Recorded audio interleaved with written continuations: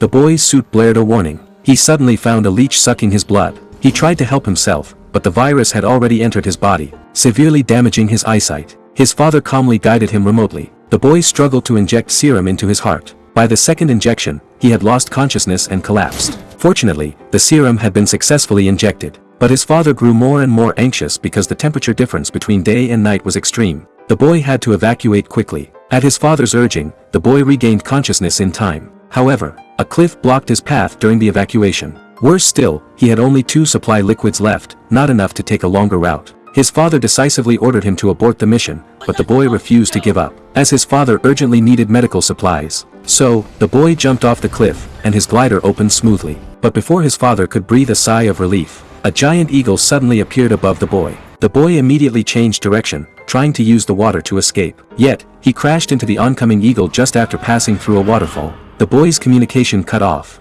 and his father's heart sank instantly. However, the boy was not dead. The giant eagle had carried him back to its nest. He found only newly hatched chicks nearby and was about to seize the chance to escape when he suddenly saw several tigers approaching. To protect the young, the boy worked with the eagle and successfully resolved the crisis. After that, the boy continued his journey. But night was falling, and a cold front was sweeping in from behind. The boy could no longer resist and finally collapsed to the ground, powerless. Then, a mysterious force suddenly appeared, dragging the boy to an unknown place. The boy woke up abruptly the next morning. He pushed aside the grass and crawled out of a cave, only to discover that the giant eagle had saved him. But it had frozen to death outside. It turned out the eagle had been following the boy all along to repay him for protecting its young. Time was critical, so the boy had to keep moving. He finally reached the spaceship after a long search. He greedily drank the supply liquid, then found the signal emitter. All that was left was to send the signal, and he and his father would be rescued. But the atmosphere was interfering with the signal. Only by climbing to the top of the distant volcano would there be a glimmer of hope.